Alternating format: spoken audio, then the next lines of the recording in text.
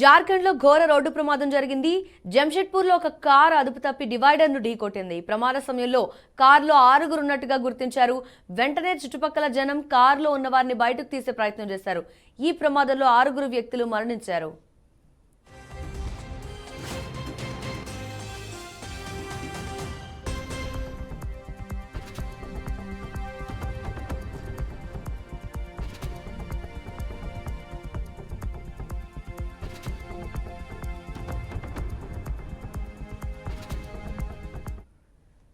జార్ఖండ్ లో ఘోర రోడ్డు ప్రమాదం జరిగింది. జంషెడ్పూర్ లో ఒక కారు అదుపు తప్పి డివైడర్ ను ఢీకొట్టింది. ప్రమాద సమయంలో కారులో 6గురు వ్యక్తులున్నట్టుగా గుర్తించారు.